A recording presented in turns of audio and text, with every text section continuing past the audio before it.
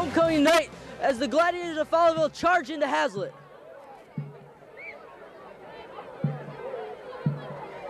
I'm Tony Alessio, and alongside me is my partner Ryan Rutherford.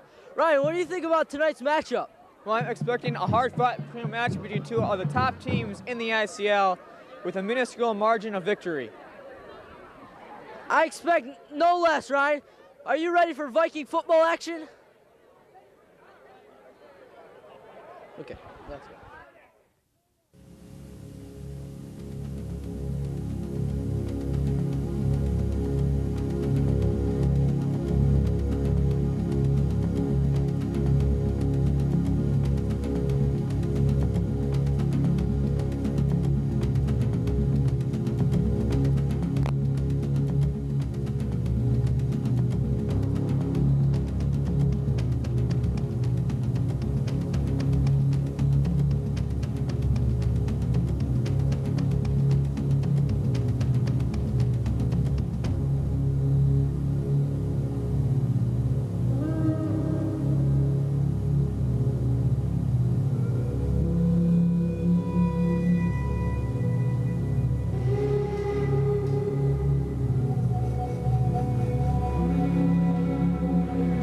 Welcome to Viking Stadium.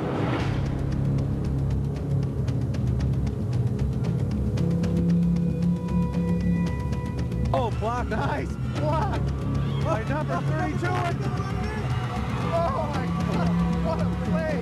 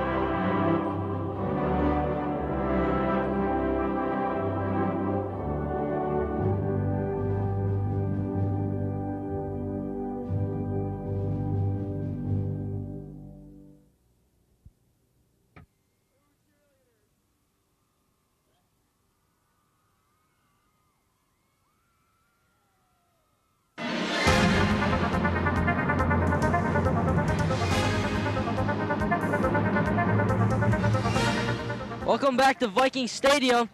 They're taking on the Gladiators tonight. Once again, I'm Tony Alessio, and alongside me is Ryan Rutherford. As Ryan was mentioning earlier, this game has huge implications on the playoff race. Both teams coming in with one loss. Both teams the loss to the DeWitt Panthers. They're charging out with the league title, most likely, with undefeated so far this season. Ryan, how you feeling today? It's a bit cold out there. Yes, it is a tiddly bit nipply out there, but I'm feeling great, Tony. The flare is in the air just like it was on homecoming. This is great. Homecoming 2. That's right. Ryan's mentioning the second homecoming. We had the regular dance last 2 weeks ago, and tonight was the parade. All right, we're in for an exciting matchup tonight, Ryan. The Gladiators coming with a high potent offense behind their leader at quarterback, Zach Douglas. And Zach is a junior, weighing 165 pounds, a little bit small for a quarterback at 5'10", but only a junior, and he has a lot of potential, Tony. I know that small body doesn't look too intimidating from the field, from up here in the booth, I mean, but I know he's got a lot of quickness and he's got good scrambling power. All right, looks like the captains are out there making the toss. We're about to see who gets the first kickoff. Just about 1 minute, 50 seconds before the kickoff tonight at 7:30 here in Viking Stadium. This is Hazlitt's last home game this year, before maybe we'll get a couple playoff games if we come out with a victory tonight and 2 more after this. The last 2 years, the Vikings have come out and undefeated seasons and only had 2 losses in the playoffs, 1 in the state finals and 1 in the regional finals. The regional final game was here against Lakeshore Stevenson in Viking Stadium. Disappointing, but still a great season from the fans' perspective. And on the other side of the boat, Fowlerville has had 2 pretty solid seasons during the regular season the past 2 years, but has done nothing in the playoffs, unlike Hazlitt. And they're looking to change that this year.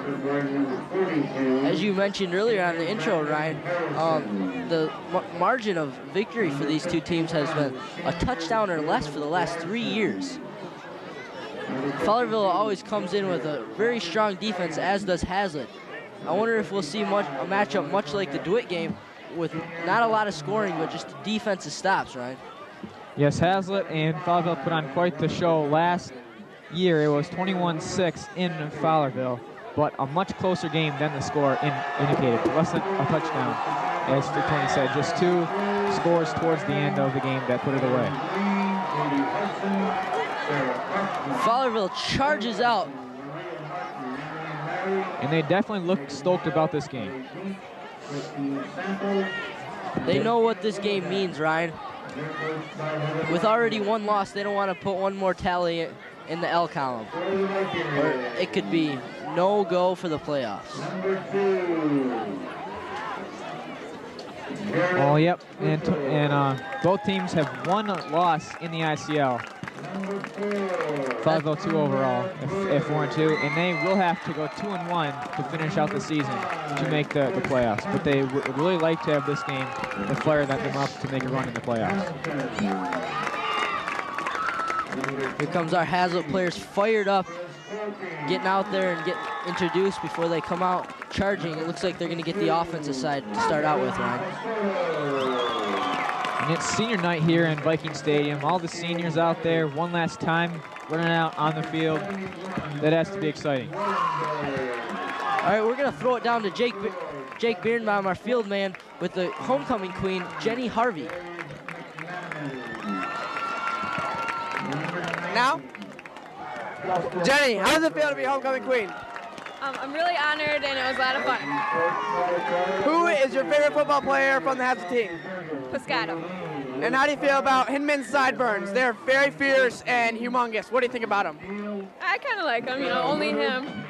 Only him definitely has these sideburns. What are your predictions for the game? It's going to be close, but we're definitely going to win. Definitely going to win. There you have it for our homecoming queen. Back to you.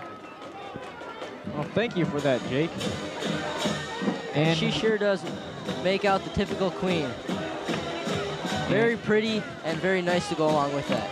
Yep, and we had the queen down there, and we have the king up here in the booth alongside me. Tony, how do you feel about that? Well, I feel great, Ryan. I thought it was a nice honor by the students. And tonight was a parade, so that was pretty cool. Me and Jenny rode in the car, and alongside of us was my good friend Ryan here in the booth. We're good friends, and we invited him up here. We knew he's one of the students' favorite as well, and he got to ride in the car. Ryan, did you like that? I thought it was pretty cool. But of course, Tony, it was quite the experience, and I'm glad that you invited me. That was a very nice thing to do for a brother. All right, set to kick off for the Gladiators. The kicker is number 7, Zach Douglas, also the QB tonight, as we were talking about earlier. Yeah, he's an all-around athlete. Like you were saying, Ryan, he's very light at only 165, and he looks more of as a kicker, so you could imagine what kind of performer he must be to come out and be the QB, too. And he looked pretty impressive on that kick. Booted it right into the end zone for a touchback. All right, we're coming to the first down of the game. 12 minutes to go in the first quarter. Haslett started out with their traditional offense. Conrad Bird at Q. And the wing tee they run, an old school thing with 3 backs back there, with all backs faking at all times, no matter who gets the ball.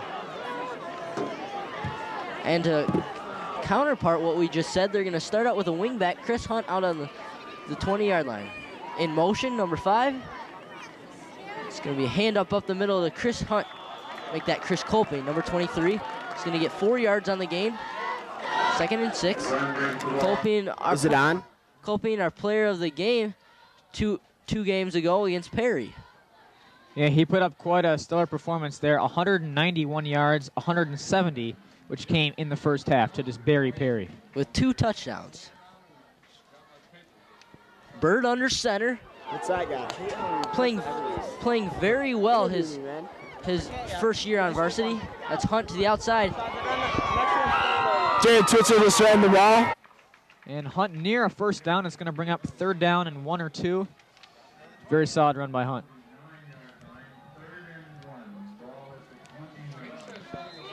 Okay, 3rd and short.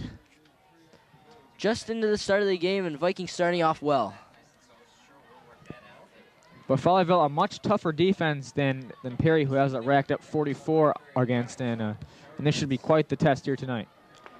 Haslett only allowing just over 20 points for the whole season. And that's just very impressive. That's going to be a first down for the Vikings, and they're moving the chains, just like Coach O likes to see. Just what Coach O likes to see.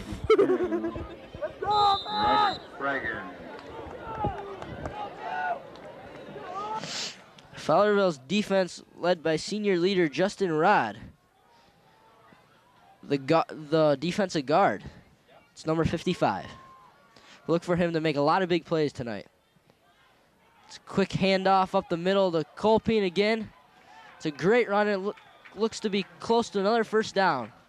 About 9 yards on that carry. Fowlerville, though, a very disappointing loss last week. It was 28-21 against DeWitt with a late interception touchdown that put the game away. Just a tremendous high school football game.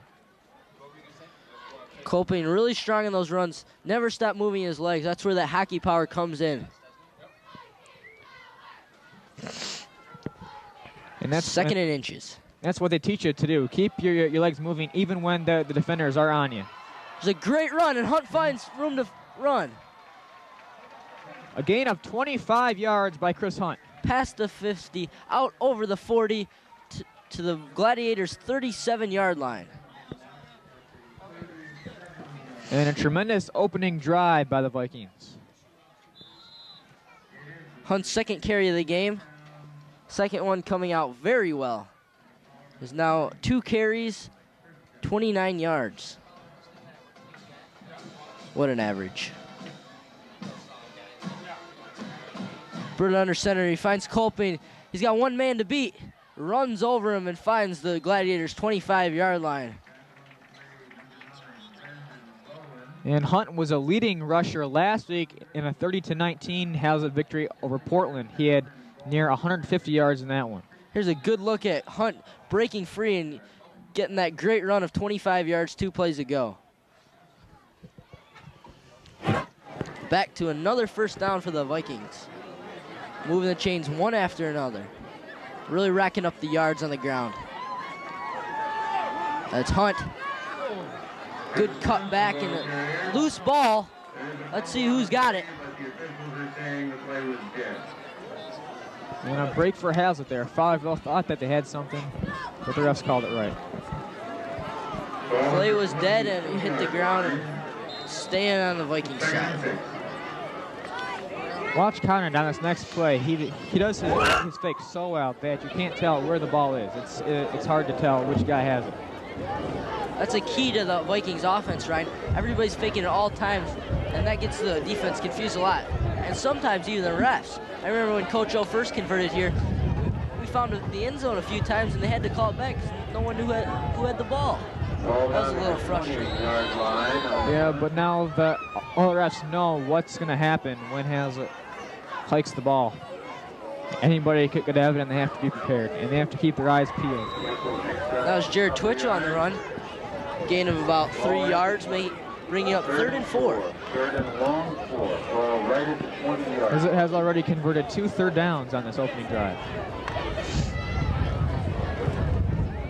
Bird under center. Douglas switching up to the left side. Let's see. And that's Hunt on the run. Looks like he's got it, Ryan.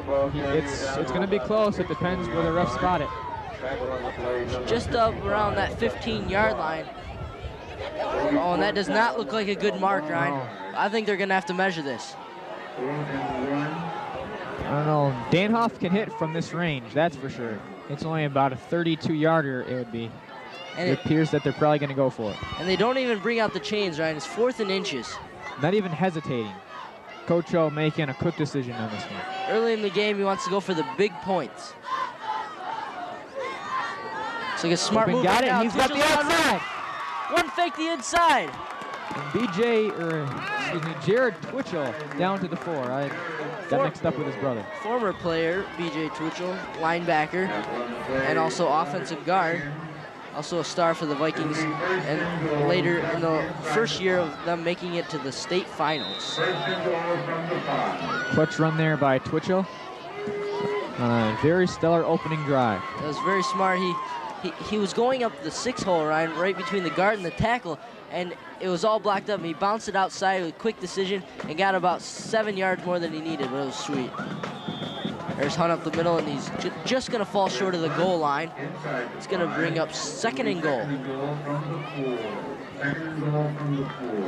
I don't think that a rollout pass would be such a bad play here, Tony. The defense is think and run, so a rollout pass, I think, would catch them off their feet. You're right, Ryan. It's been a 9-play, 80-yard drive to this point. Make that 76, 4 more yards, and it'll be an 80, and that'll be a score for the Vikings. Just like Hunt is spreading wide. A rollout run, just as good. No, he stuffed in the middle, tackled by the senior star Justin Rod. 6 feet, 205 pounds of bang. And has it looking to convert on a 4th third down on this opening drive.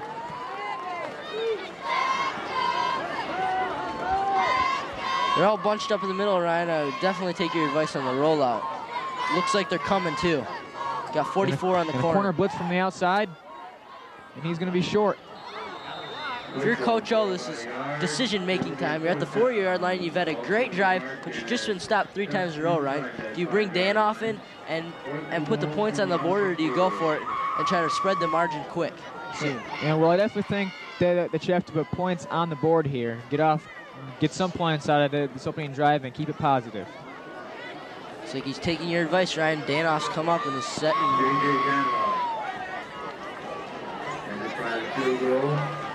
Bird the holder. Anytime you got a quarterback holder, you're tricking this in the horizon. Yeah, that's quite an advantage to have a quarterback for a holder because you can do a lot of fakes that way. But the kick is up and it's good. Danhoff now just 1 miss on the season. It's 3-0 here in Viking Stadium. I don't know if you caught that on the last play, right? Dustin O'Neill, number 14, the wide receiver and cornerback, was in there quick, and Heslin's gonna have to watch that later on, or he can see some blocks. Yeah, he has 4.3 40 speed, just a tremendous runner, and very quick. Danhoff coming out to do the first kickoff for the Vikings. Now 3-0, 4:53 to go in the first quarter. And here in the house at Motherwell Bowl. And on that drive, 13 plays, 77 yards, and 7:07. Very positive drive for Hazlitt. Definitely the way you want to start out against a high, potent offense and defense of a league power, Ryan. Yes, definitely, Tony. And taking 7 off the clock on a drive is pretty impressive. Especially in high school ball today, Ryan, because you don't get a lot of long drives. You get a lot of breakaway runs, and it's hard to use up the clock when you're blowing out a team and not give them a lot of chances. And that's exactly right. That's what happens in high school football. It's usually just the big plays. The Hazlitt there showing that it's more than that. Danoff out to the right side, a short kick around the 20. Be picked up by the running back, number 30, Brian Tomlin. Short gain coming up on the tackle is the special teams leader, Tom Livermore. Now our chance to see the Fowlerville offense led by junior quarterback Zach Douglas. He's number 7. Let's get a shot of Danoff's field goal, almost being blocked by number 14. Here he comes in. Look at the 4.3 He's coming speed. quick, 14 against 14 right here. Dustin O'Neill. Wow, that was close. We could have got a roughing play on there, Ryan, if you watch that. Douglas off to Paul Prince, the tailback for the Gladiators, a senior, coming out of Shasburg, formerly lived in and moved out to Fowlerville when he was in 6th grade. And it was a great move for the Gladiators, picking a strong player up like that. Also with very fast speed, looking to play Division I ball. Being recruited by Western Michigan and Northern Michigan. Yeah, Prince is a captain on this team, weighing 190 pounds at tailback. A very stellar player for the Gladiators. And this cold weather is really going to help him if he goes up to Northern Michigan. It gets nipply up there. Again to Prince. He's going nowhere with this strong defense. They're in on the tackle is number 79, Dave McManaman. Just a sophomore, but starting on the varsity team. Well, he's a very big guy, so I can see why. 6'4", 250 pounds, Ryan. Good glory, Tony. He's also a wrestler on the here in the Viking school. Strong too, made to state finals as only a freshman. He's a contender for the state title this year.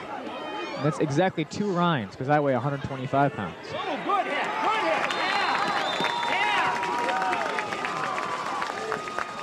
There you saw Douglas on a keeper trying to go up the middle, but stopped with nowhere to go. It's going to bring up punting situation, and the Vikings got to be happy about this. We're going to get a replay here of Big Mac charging the hole and getting in on it. Also in on that was Jerry Piscato and number 6 for the Vikings. A whole host of Viking tacklers getting in there on the Nick play. Hamilton. Great third down stop, and Hunt is back deep. Oh, and it's low snap. He's going to pass it. Douglas, nowhere to go, and Hazlitt will take over on downs in great field position. good charge in by number 32, Gary Whitehill. Really getting in there quick and getting after the fumble caught by Douglas. The center on that play was TJ Lockwood, just a junior, so he hasn't had a lot of experience, Ryan, and it looks like that really played a factor right there. Also, it's very cold, and when it gets cold out, your hands start to become numb, and when you try to hold on to a football, it's almost a surreal feeling, right? It's really hard to catch sometimes. Do you think that could play a factor? Well, on that punt, it was a junior mistake because he could have still punted the ball after the bad snap and the bad catch. He just made a bad decision there. He could have punted that ball away, Tony. One thing that the Gladiators really have going for them is their kicker and punter is their quarterback. So let's say they have a mishap and they're right there in for the pass. Yeah, well, that's what he tried to do. It was not meant to be a fake punt. It was a broken play, what he thought. It really wasn't. He could have punted the ball away fine. With plenty of time. And pass there by Bird was incomplete. Now 2nd and 10, and the Vikings are at the Gladiators 29. It's a good fake, but quick in there was the senior leader, number 55, Dustin. 55 on our team, Dustin Johnson. The senior leader on the Gladiators is Justin Rod. We talked about earlier leading this team. It's now 3rd and 11. A long 11. With the clock ticking here in the first quarter, the Vikings are leading 3-0 here in Viking Stadium. And with Hazlitt's offensive style, these are pretty hard to pick up. Twitch will spit out Ryan. I wouldn't Be surprised to see the old tandem going back from grade school, Twitchell and Bird, going out for a pass. Bird with plenty of time. And they're trying to hook up. Just out of the reaches of Nick Hamilton. Spread out wide, and that's the only place that Bird could go, being quickly charged by a whole slew of Gladiator front line. So he has an interesting situation. They're on their own 30-yard line. Do they punt? Do they go for it? Or do they kick a field goal? And it looks like they're going for it. I think they got to go for it, Ryan. Their defense has showed up tonight as evidence of the first series of the Gladiators. They got nothing to lose right now. See if they can give Bird some time. He might be able to get a pass off here. And again, Twitchell's lined up wide, and so is Hunt.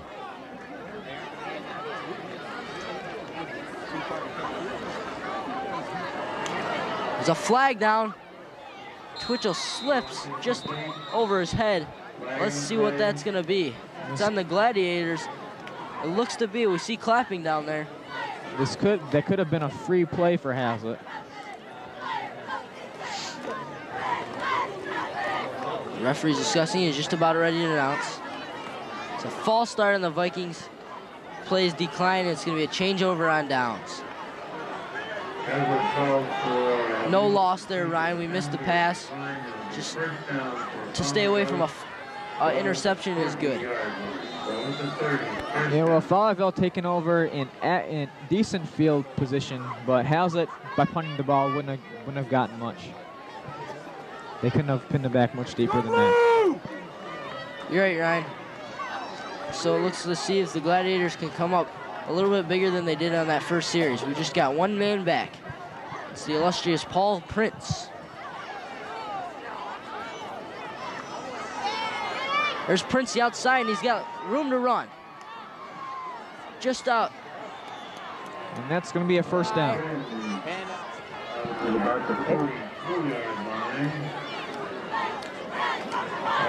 The Gladiators front line sealed off that left side and gave Prince an easy 10-yard run with just about no one around.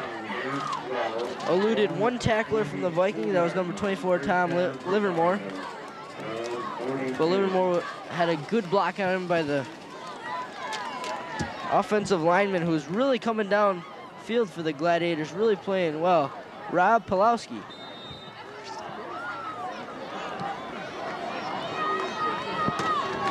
Now 1st and 10 for the Gladiators, their first down of the game. And two wideouts here. You got Dustin O'Neill and Justin Easley. That's the Prince up the middle, and he gains just about 3 yards on the play. Clock is ticking on the first quarter. It's 1:13 to go, and it's probably going to be around 2nd and 7 for the Gladiators. Well, I'm seeing that this game could be a defensive war as the DeWitt game was, so that field goal decision will most likely be a very good one in the end. Gladiators charging out of that team meeting, as does every team does. They have the little huddle there.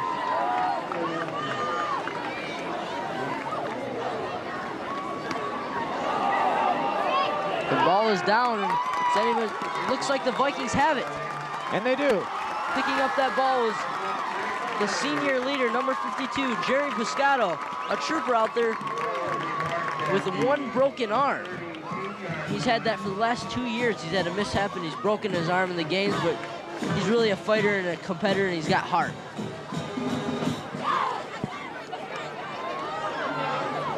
All right, just about 35 seconds in this first quarter for the Vikings. They get a drive in, and they'll be changing directions. They're on the Gladiators' 37-yard line. Bird under center. Quick toss to Colpane, and he's going nowhere. As Rod Thorne and number 42, Brandon Harrison, was in on that tackle. Time now winding down in the first quarter, just under 15 seconds. They're going to see if they can get one more playoff, right?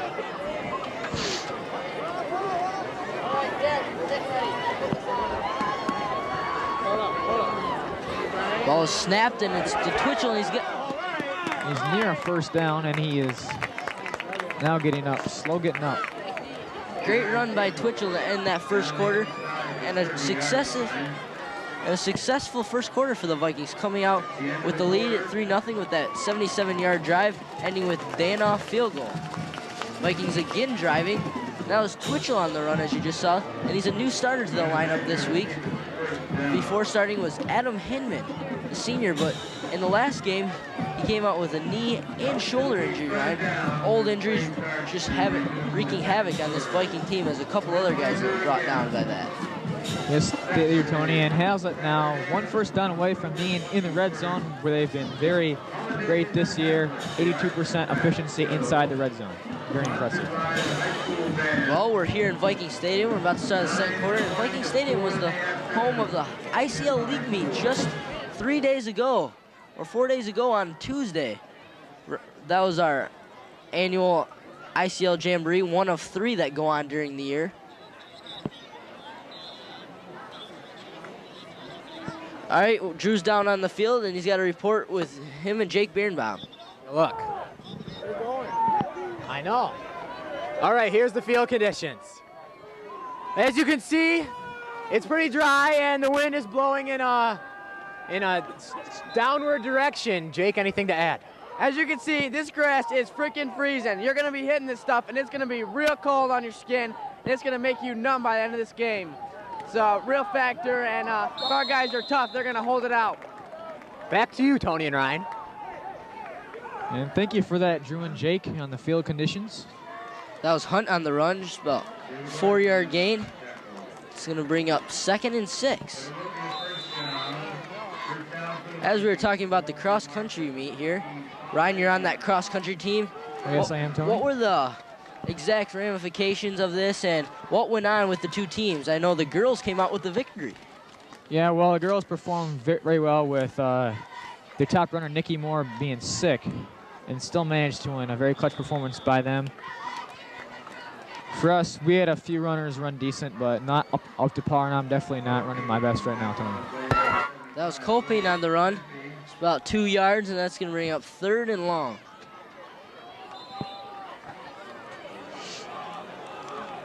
And these are situations where Hazlitt does not want to get into. Actually, it's 2nd and 8. What am I talking about? The 3rd and longs Hazlitt does not like, because it's a passing situation, like a have-to pass, and that's not what they do their best. It's Hunt on the run again. He's got room. A good cutback by number 15 over Williams, and he's found the end zone. Touchdown Vikings, 9-0, and with Danoff almost automatic from the PAT point, make it 10 already. A tremendous run there, finding the holes, and was able to get in. Great cutback by Hunt, and he's got a lot of quickness. A tremendous cut slashing across the field for 6.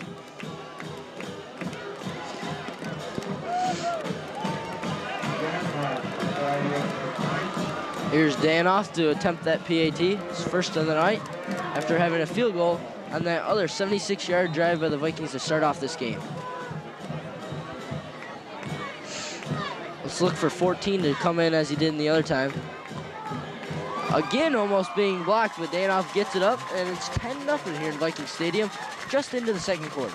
Yep, and Dustin O'Neill there close to getting another close block.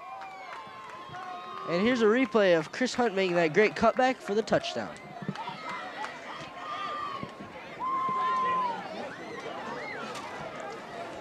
Long snap count.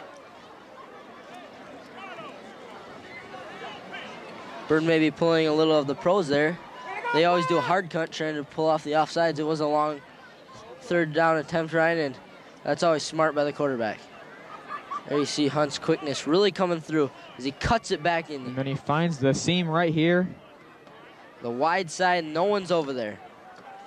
Call Grandma because he just scored one of his 5th touchdown of the year.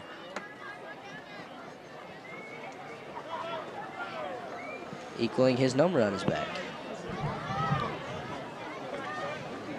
Looking to have another solid performance like he did against Portland last week. And he already has. Just over 70 yards and a touchdown already. And just over a quarter played. Dayanoff set the kickoff to the Gladiators. Back deep is Prince. And number 20, Tim Scott. Wide receiver and a senior. A swiv kick fielded by Dustin O'Neill. O'Neill, the special team specialist, as he gets in there on most of Dayanoff's attempts and almost blocking 2 tonight. Yeah, he's come close. That might be a concern. You might want to get someone out there to block him later on. But playing cornerback though, a corner blitz usually is unlikely to block a kick, but he has such great quickness that he can get in there and try. You're getting a little sound of there of the cheerleaders. Really getting this Hazlet crowd fired up tonight. And 3 wideouts. We're getting a good turnout for this chilly night. Douglas back deep. The pass was a little off. Good stretch out by Justin Isley though. Just out of this outstretched 5'10" fingertips. 5'10" body. Fingertips on his 5'10" body. That's right, Ryan. That would be some huge fingertips. How long would his body be if he was 5'10"? 5'10" fingertips. Yeah, who knows? Yeah, those are long fingertips and 150 pounds. With 5'10" fingertips. Must be a little body. Probably. He is not a very big guy. Okay, Isley stretched out deep again. Douglas will roll out. With the Prince. He cuts back and he'll find 3 yards up the seam. That's going to bring up a 3rd and long. Fowlerville does have an explosive offense, so this game isn't even close to being out of reach by any means. Only a 10-point deficit.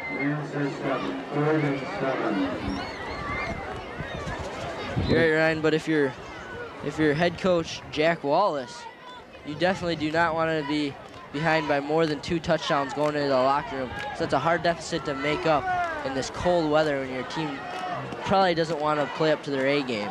No, especially on the road in a hostile environment. And the Vikings are coming quick. He's still looking to get the pass away. Amazingly, he got it away. And he was out of the pocket, so that will not be intentional grounding. It looked like those Viking players got in there very quick, Ryan, almost before the snap. Yeah, I thought that they were going to throw a flag on that, but those Vikings were in there very fast, and they stopped the play very conveniently. And all the pickles in the jar there on the front line of the defense were in on that play. So after the 3rd down blitz, the Gladiators will punt. So Douglas will pop back from under the center to the way back on the 30-yard line. He'll get ready to punt out to Chris Hunt. Back and ready to add to that yardage. They're going to fake it. Heading downfield. Knock it down. There you go. Good job for the Vikings. And it's not a ball that you would want to pick off, because you would probably get worse field position than you would by just batting it down. Exactly, Ryan. Dustin O'Neill almost came down with that. And as we were talking about earlier, that's always a threat with Douglas being their punter. And it looks like Hunt was ready to catch that. Luckily, it was knocked down, and we came up with great field position. So head coach Jack Wallace, a gamble there, and Hazlet will have great field position, 9:46 to play in the half, in a 10-point lead. So everything going for Hazlet right now. They have this game right where they want it. I predict the run, Ryan. For the first time tonight, I'm wrong. Great snag by Hamilton. Driving through the defense, and it's loose. Looks like Hamilton came right back up with it, though. And he's gotten down to the 30-yard line.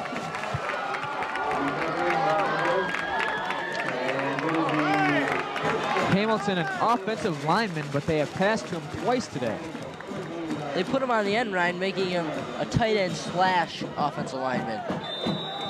Helping out a lot, but he's usually classified as a lineman because the Vikings, 90% of their plays are runs. That was a great snag and good hands by Nick Hamilton. I know he was a receiver back in the day in the middle school game when he was on our team. A 2 wideout formation here by Hazlet. Let's Colpine up the middle with nowhere to go.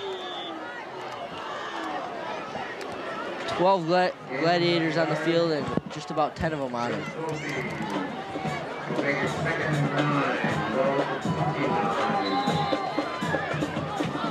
So Jack Wallace has to be a little bit concerned here, the Fowlerville coach, with Hazlitt moving the ball once again.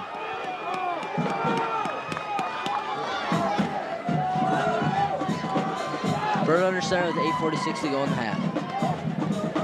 Keeper for Conrad, and he finds a seam. He's at the 15, the 10, the 5. Rolls out of bounds just before the 5 at around the 6-yard line, and a great run by Conrad Bird. If you saw that hesitation, that was very smart. Gave room for the offensive lineman to clear, and he had nothing but open field to go. No, there was a huge seam over there. No defenders were over there. A great call by Coach Aluski and tremendous execution by Conrad.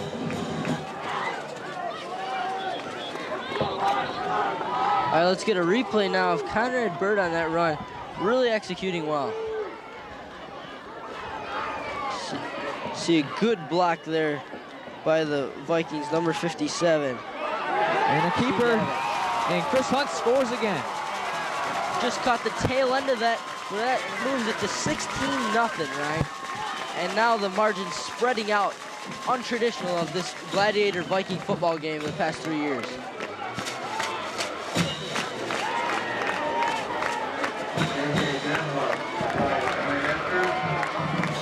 Hazlitt still believes that they are the best team in the ICL, even though the ICL championship hopes are fading away. And they will look to go deep into the playoffs. They've got the potential, Ryan. They brought DeWitt just down the last 2 minutes when they let it slip through their fingers, losing that game 7-0. And again, O'Neal just about blocking that. But Danoff's second PAT of the night will extend that lead to 17-0. And Danoff just gets better and better as a kicker. He spends late hours here practicing after practice, just repetitive kicking field goals and getting better. Here it is again, one more time. This is the keeper by Conrad Bird that sets up the touchdown. You can see him making a good fake here to get those extra last 3 yards. So it's now a 3-possession ball game. Tough to come back from 17 down, Tony. Especially in this cold, cold weather, Ryan. It's very chilly even up here in the booth. Got the windows closed for the first time in the season. Very unlikely here in Michigan. It's only October 5th. There you can get a good shot of us up here in the booth, and the windows closed. Our cameraman tonight down there on the field is Derek Spangler. Thank you, Derek. A very solid cameraman, has been coming on as a cameraman these past few years, and is one of the elite cameramen in the state right now, Tony. I believe so, Ryan. I know he's been first team all-league for as many years as he's been on the staff. And that's a pretty good jump, moving up from just honorable mention last year. Back to receive that kick with a very good return was number 20, Tim Scott, the second string tailback, and just a junior looking to take Prince's spot next year when he goes off to either Western or Northern Michigan. And that's gonna weigh heavy on the coach's decisions of Jack Wallace to really give him more playing time. It was a great run, and he put some good fakes in there, right? Returning that ball 18 yards. Yep, it was a kick return done by the book. He did everything right. And O'Neal spread wide. And Douglas under center, as usual. Off the Prince. And again, Prince has a whole slew of tackles all over him, Tony. Wow. Exactly, Ryan. Prince has found nowhere to run tonight. He's had 6 carries, -2 yards. Crying shame. Oh, and Prince comes up heavy on that left leg. It looks like we're gonna get no, he's gonna stay in there. He's the senior leader and he doesn't wanna set a bad example, but if you're hurt, you gotta go out. Right now it's the first half and you wanna be able to come back in this game down by 3 possessions. It's a situation where you just have to tough it out, Tony. They really have to get something going on this drive, and they're going for a long pass. Here it is. Douglas loses footing a little. O'Neal. He's got it, but he's out of bounds. It's going to be incomplete. It's good defense by the tandem over there on the wing. The cornerback, Jared Twitchell, and the free safety, Chris Hunt. Both of them also playing starting running backs tonight. Forcing him out of bounds, and all O'Neal can do is catch it for personal pride. So Fowlerville now 3rd down and 9, 7:09 to play in the second quarter. A quarter where Hazlitt has already put up 2 scores, both by Chris Hunt. I'd say he's having a halfway decent quarter, Tony. Right now, he's my leading candidate for the player of the game, Ryan. With Moscato with the fumble recovery, a close second. An arid pass is out there. Just out of the hands of number 43 on the Vikings team, Matt Whitted. The ball was in between 4 defenders. A very risky play for an interception. All right, we got a quick interview with the kicker tonight, going 3 for 3. And here with me, I have JJ Danhoff, the kicker for Hazlitt. JJ, how do you feel about your performance so far in this game? I'm pretty happy. I mean, we got the early field goal. That's big to get points on the board first. Hopefully we can just keep it up and have another good night. JJ, where are you planning on going to school after your high school career? I'm not sure. I'm kind of looking at MSU right now. I'm getting some recruiting by them and from Illinois. So if everything works out, hopefully I'll go there. Well, I'd say you look real great. That field goal is nice, and so far you've been perfect on all your kicks. I'd say you look real good, and good luck later on this game. Thanks. Back to you, Tony and Ryan. All right, thanks, Jake. That's a minuscule opportunity of getting one of the players out there. Coach O doesn't usually allow that, but Danoff having a great game tonight, and that's always good for this station, TV 25. Did some good interviews down on the field with 2 of our All-Star League down on the field men, Drew Finkmeyer and Jake Danoff.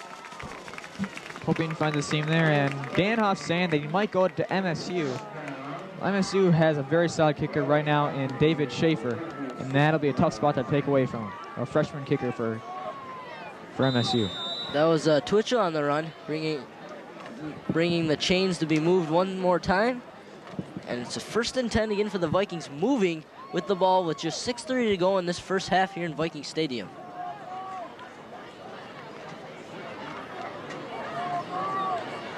That Fowlerville defense has to be worn out right now because Hazlitt has over-doubled them in time of possession, is beating them down. No signs of it on that play, though, with the ball going to Gary Whitehill. And Prince coming up lame on that last offensive series, really showing his worth there, also playing defense and coming up with a strong tackle on the scrimmage line.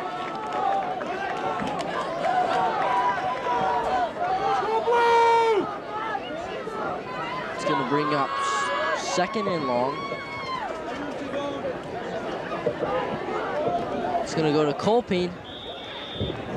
He gets a couple there, brings up a 3rd down and long situation where Hazlitt has been having some problems this year.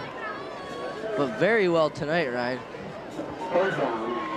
with only missing 1. But of course, Tony. But of course, I believe that's one of your new things I've been hearing you lately in school, Ryan. I really like it. You changed from, you went to but of course from, what was the other one? Oh yes, definitely. Yep, I like that. It was hard to get over the change because I did like the oh yes, definitely. Hunt again with the strong run, running over people left and right. And he finds a seam and he drags opponents left and right from the Gladiator School down to around the 11-yard line.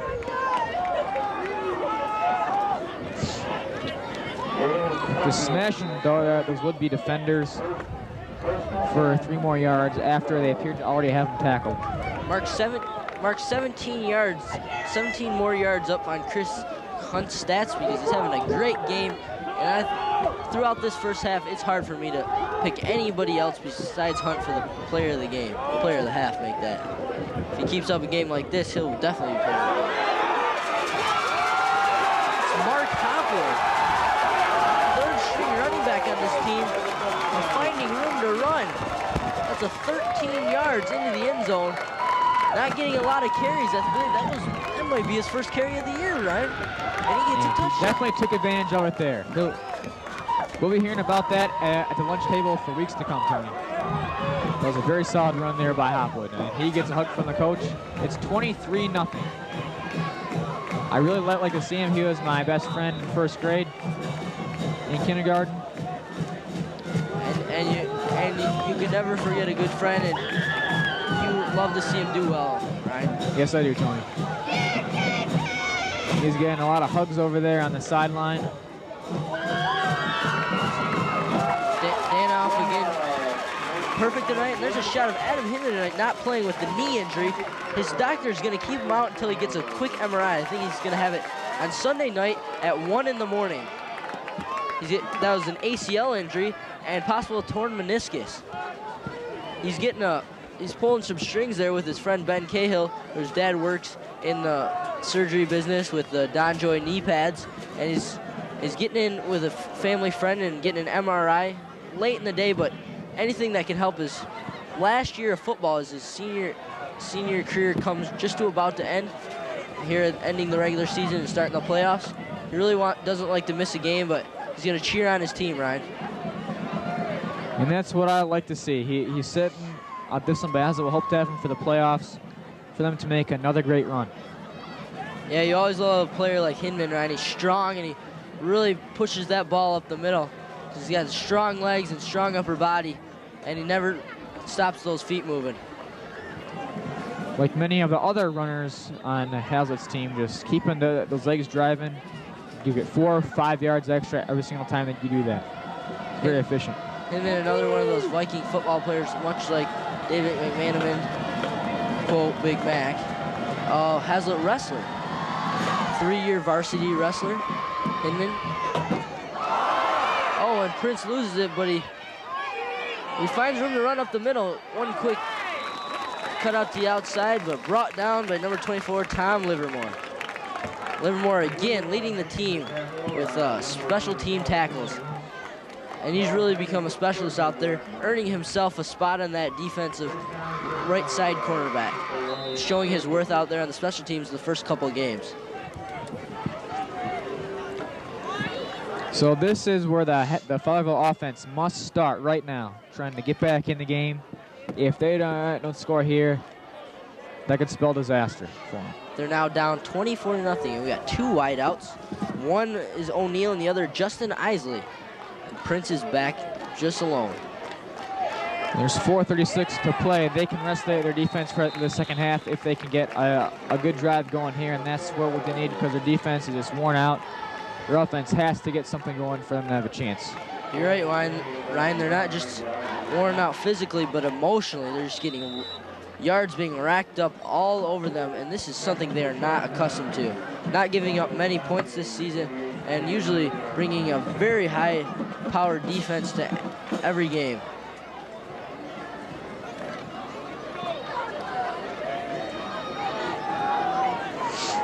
And Hazlitt just running the ball down their throat.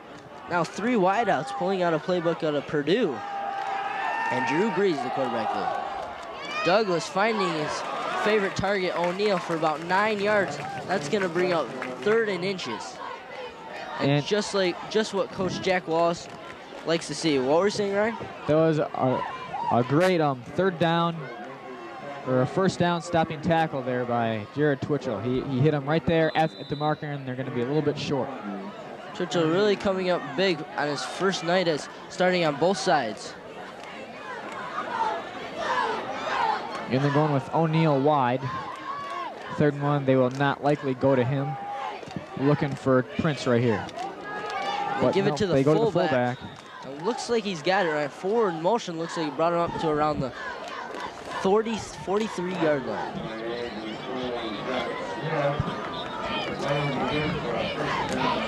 So this is what Hazlitt wants, or excuse me, what Fowlerville wants, running the clock in the first half, trying to get one final possession. All right, number 55, Dustin Johnson. He's a defensive specialist for the Vikings this year. and he's really getting worked hard. They're double teaming all over the place. They must have watched the tapes, because he's really been a sack master this year until now. We'll get an ISO shot right there of him getting double teamed. Ball is snapped, and they're all over him, number 60 and number 59. He's going nowhere, really giving that fullback room to run, as you just saw, and getting that first down. And if that's what they got to do, they're going to do it, Ryan. And that's the only thing they can do to stop Dustin Johnson. A defensive machine, Ryan, this year. Yeah, he has led the team in tackles. He's had a tremendous season. And Injury prone, though, Ryan. Seen him many days in that training room, icing up those injuries, but still a warrior going out there and playing hard. And going to the air. Nope, actually on the ground, a sack by Chris Hunt. Excuse me, Nick Hamilton, number 6. Sorry, Ryan, hard to mix up 6 and 5. Well, I was gonna say Hunt getting touchdowns, sacks. Hey, good heavens. The guy's all over the field tonight. I wouldn't be surprised. He just came up big on defense too, out there at free safety, knocking down some passes and shutting them down. Because they've spread out wide about 80% of the plays tonight, Ryan. All right, we've got just about 1:57 to go in the first half here in Viking Stadium, as the Gladiators have traveled here to face our Vikings.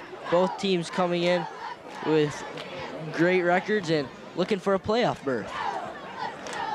Hazlitt, this win tonight would put them at 6-1 and solidify a playoff berth. Fowlerville has to win 2 more games. They're 4-2 right now.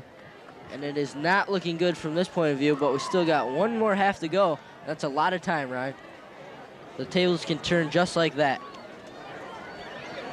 Fowlerville has made the playoffs for the last 3 years, and they're on the line now with a loss tonight.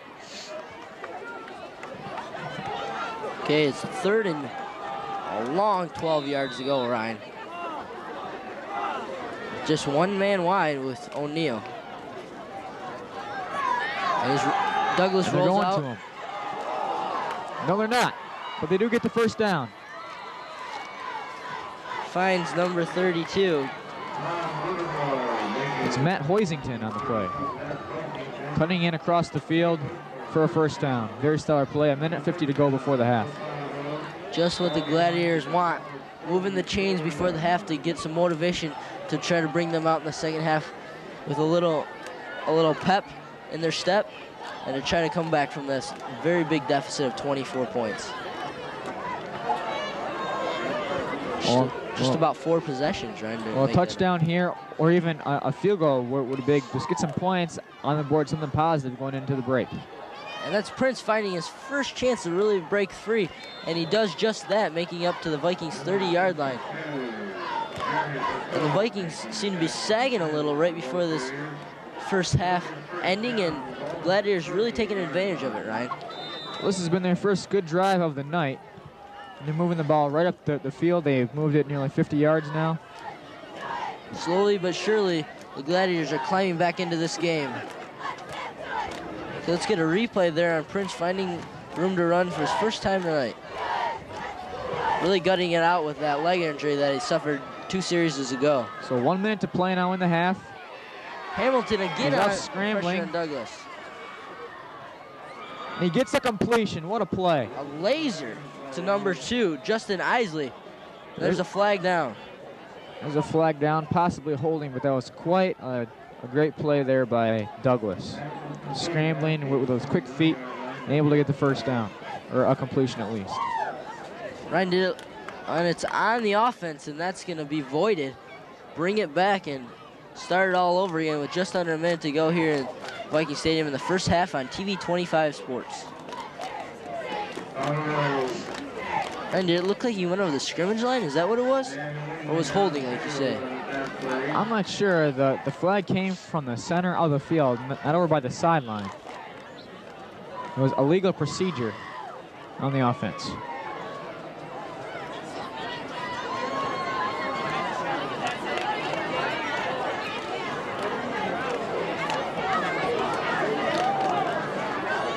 We'd like to thank our director tonight, Mr. Brian Town, a very funny man.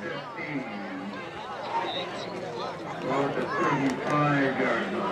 they'll bring up first down and 15 from the 35.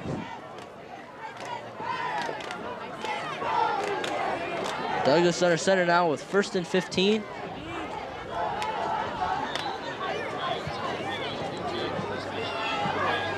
So Toss long to Prince, pitch to read perfectly. Stop for a loss. The clock now ticking. 42 seconds to play in the half. The lead tackle on that was Nick Tavonen, coming up with a rare tackle, but a very strong one. Yeah, he's a very strong player. And when he's in on a tackle, that's not what you want. That could hurt pretty bad. You're right, Ryan. When he's in on a tackle, you don't want to be the guy being tackled. No, it's a painful experience, and it's nothing that any man should have to go through. Exactly, Ryan. I wouldn't want to go through that. I definitely wouldn't want to do that. No, I wouldn't want you to go through it either, because you are my good friend, and I don't want anything like that to happen to you.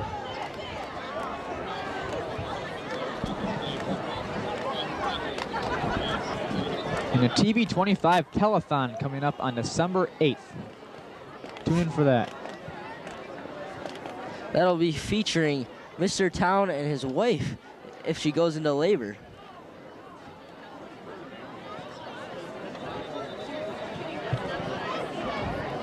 Scratch that. I mean, oh, what happened there? I mean, we'll only be in there in the studio for the telethon on the account of Mr. Town's wife not going into labor. They're being ready to bring in their second child, and congratulations to both of them. Douglas nowhere to go with the ball, and he'll have to keep it, and he'll bring it up around the scrimmage line. Another timeout called by Fowlerville, 32 seconds left. Coming up at halftime will be a performance by the Hazlitt Band. Very well-run team led by the new band director of the last 2 years, Mr. McCaffrey. Featuring our good friend and fellow cross-country runner, Joe the Toe Nartka Baldori.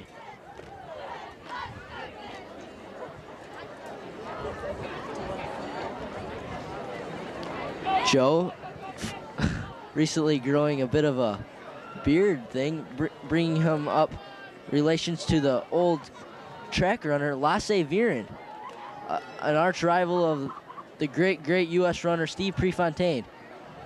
Lasse Viren, the winner of the 1972 Olympics in the 10,000 and 5,000 meters.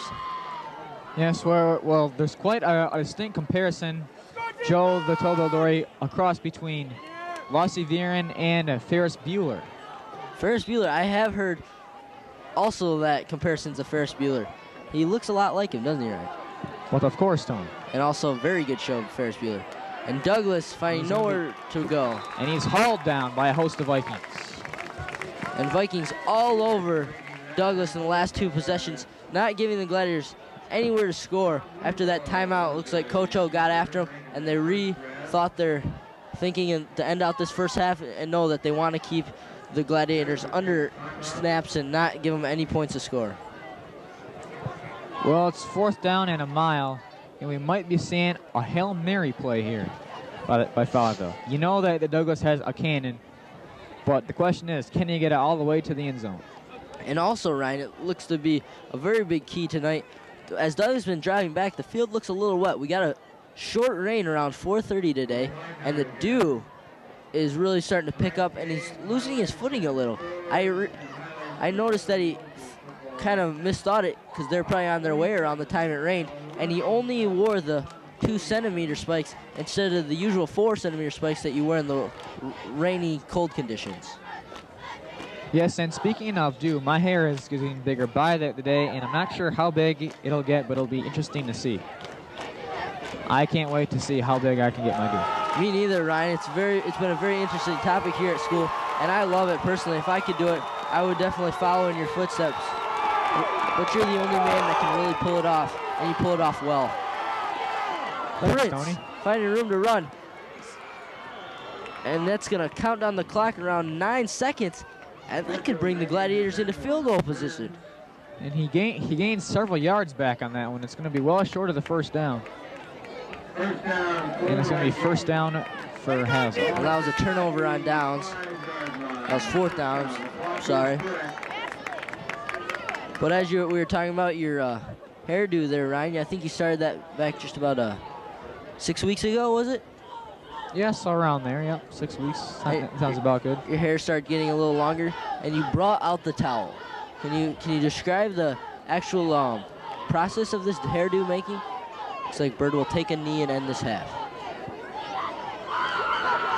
Yes, which one? Because it's been a very successful first half for Hazlitt. You don't want any turnovers before the half, and they're going to run it down 24-0 here in Viking Stadium, and the Vikings have came out to play for their last regular season home game as the Gladiators charged in here at the start of the game.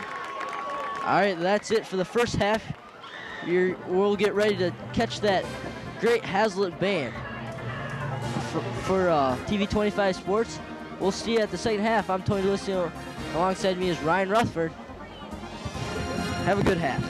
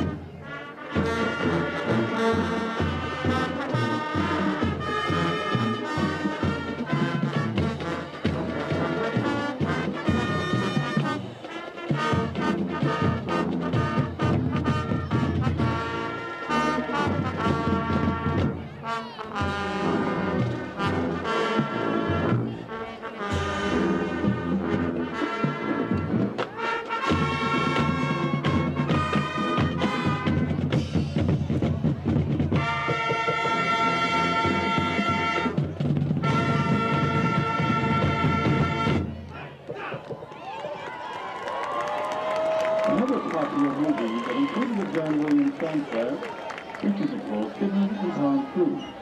We feature senior trumpet player Brian Doyle on flugelhorn and performs the lovely theme from Far and Away.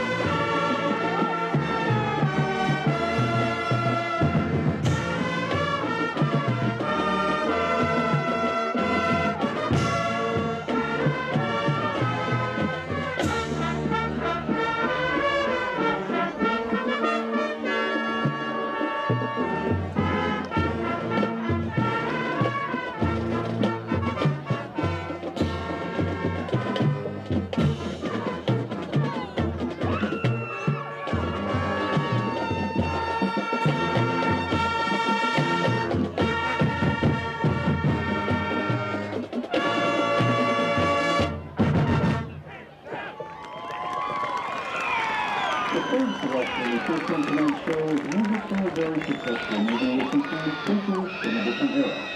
The music begins with a mellophone solo performed this evening by senior Mary Bramble. Here is the Hazlet Band's rendition of music from Jurassic Park.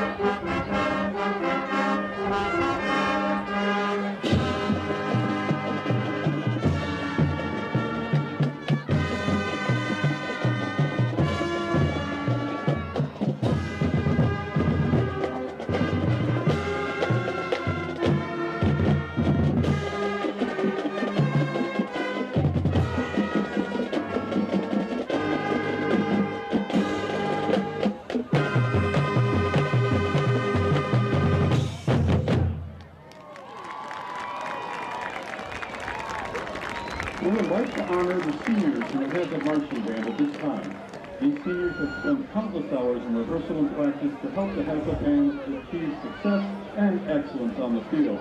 And we would like to give them and their parents a big thank you for a job well done.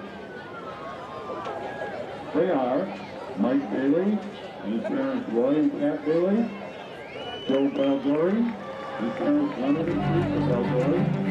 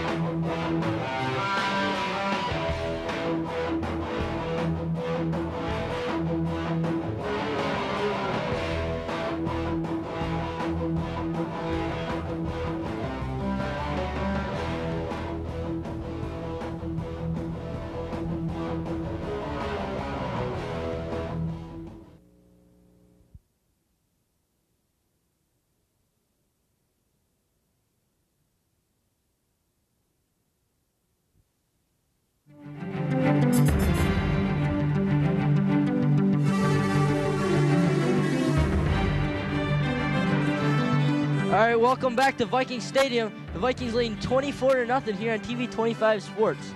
And Gladiators have a huge margin to make up here in this very cold second half, charging late into the night.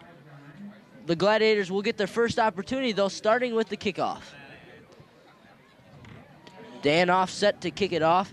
He's 4 for 4 tonight on kicks, 3 PATs and 1 field goal. Fowlerville has to get going on this drive here. No other choice.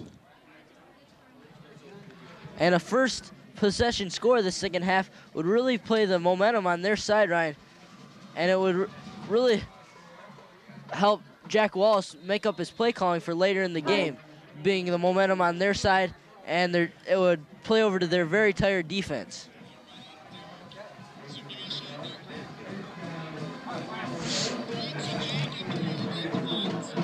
All right, we're going to get a quick down on the field comment from Jake and Drew on the floats tonight at the homecoming parade. To the float building competition. Well, Drew, I would have to say more like sophomore parents, not the sophomores. They did it last year, and I wouldn't be surprised if they did it again this year. Yeah, I wouldn't put it past them. How about those punk kids who wrecked our Viking? Well, we had a great Victor the Viking made up with a beautiful painted mask, and he was stabbed through the face by his own hand and spear, and Joe Blanchard is a big fat idiot. I agree. Back to Tony and Ryan. All right, thanks, guys, for that report down on the field. The Gladiators got nothing on that play. They handed off to Prince. Starting back, the Hazlet Vikings charging back onto the field with the defense, just like the first half, letting the Gladiators go nowhere on the ground. Well, Fowlerville was fairly effective going to the air there late in the first half, finding some open receivers, and they're on the ground now. And they're going nowhere. This time they go to the air, a flag down. Nice catch by O'Brien. Or O'Neal, excuse me. And he's still up. He's down to the Vikings' 45-yard line, and it looks to be a little bit of quarterback roughing, Ryan. The defense really dragged him down back there. Douglas scrambled and found room to get out and get that pass off. It was arid, but a great catch by O'Neal. That being his job and solely his job, a wide receiver. And he made a tremendous adjustment to the ball. The pass was thrown a little bit slow, a little bit behind him, and he made the adjustment, made a great catch, and it's going to be a first down for Fowlerville.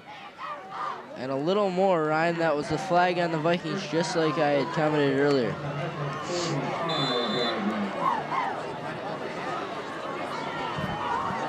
Douglas charges in as the team gets a first down on their second play of the second half.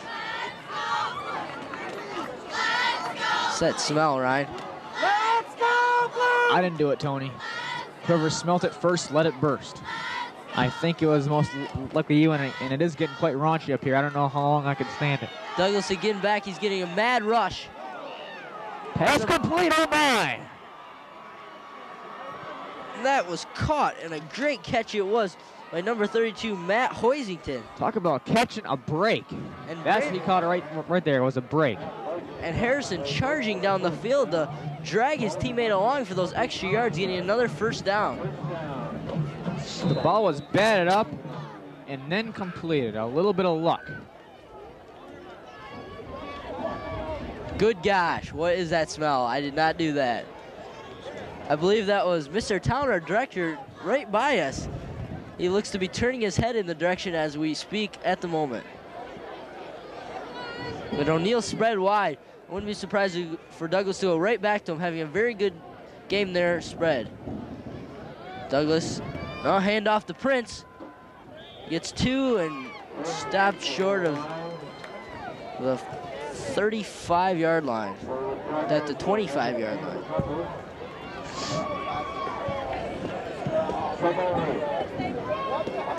So Fowlerville having a little bit of success going to the air.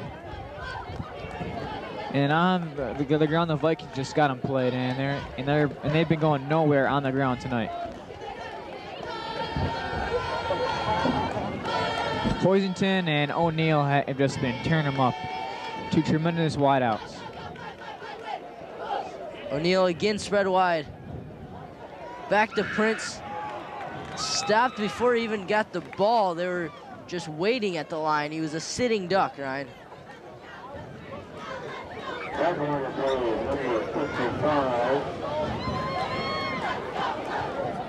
We have to be able to run the ball to set up the pass, and Fowlerville has not been able to do that at all. 3rd down and 11, and now Hazlitt knows if Fowlerville will pass, and they're going to be ready for it. Just like you just said, Ryan, you can see a good shot of there, Twitchell in the back, directing the defense, spreading them wide as O'Neal and Brandon Bowen go wide. Everybody ready for the pass. Douglas getting great blocking there on the front line, and goes to O'Neal. It looks like it's still going to be short. It's going to bring up about 4th and 5. It's going to be short, but they did pick up half of the yards that they needed to get, and this is 4-down territory in this situation for Fowlerville. So that was a successful play by them. You're right, Ryan. And the passing game has really been picking up here in the latter minutes of the first half and the start of this second half. Missing just 1 completion by Douglas, really putting the ball in the money most of the time.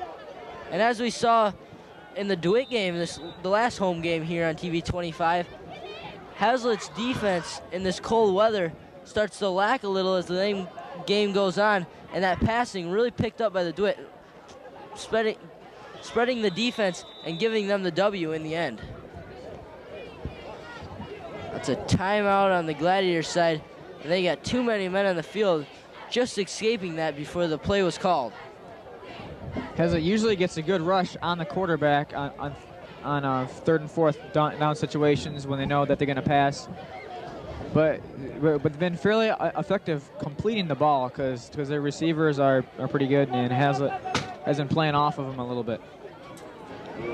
Leading those rushes, Ryan, is usually Dustin Johnson, but not so much tonight, as we were saying. The only thing that Fowlerville can do to stop him is double team him.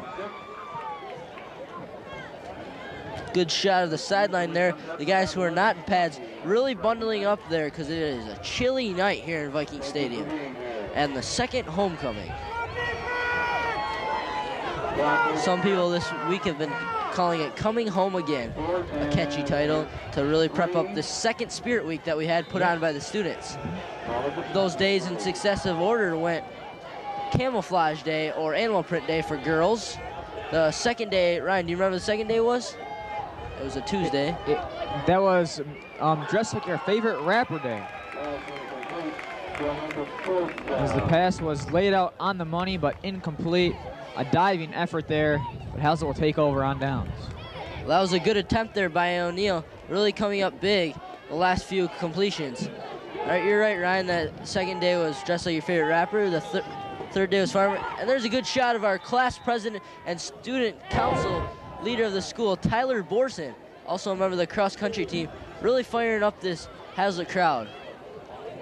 And he's very good at that.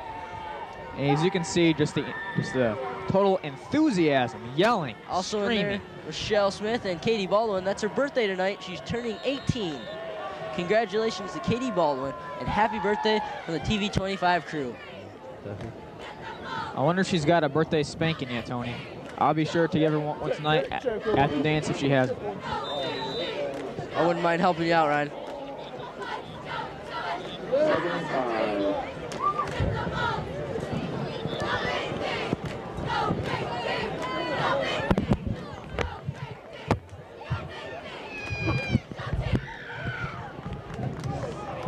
Whitehill finds room to run on the side. Still traveling, and it looks like he's got the first down. Great hard run by Gary Whitehill, the transfer from Connecticut this year. Bouncing, trouncing, pouncing for a first down. And the crowd is fired up, as you can hear.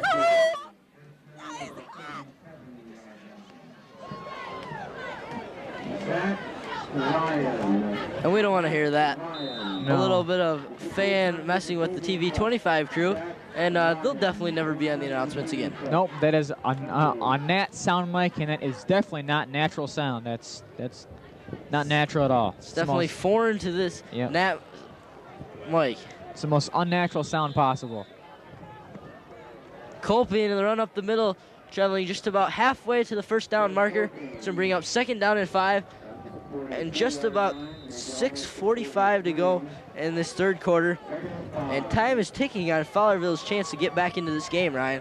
Yeah, well, they're doing a good job running the clock and preventing Fowlerville from any possessions. They're 24 down. It's mostly a 4-possession game, possibly a 3 if they score 3 touchdowns and 3 2-point conversions, which is near impossible. Quick handoff, and with nowhere to go was Chris Colpin. Carrying out their blocks there, very good job was Justin Foote and Big Mac David McManaman. Justin Foote earning himself a starting position after coming up on 2nd and 3rd string his first 3 years of football, but really working hard in the offseason. I trained with him, Ryan, and he gained 100 pounds on your bench. Almost next to impossible to do something like that. Wow, very impressive. And this brings up another 3rd down situation where Hazlitt is 7 of 9 tonight.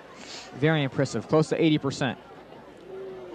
And now they are at 80% with the first down. Jared Twitchell is replacing Adam Hinman at tailback.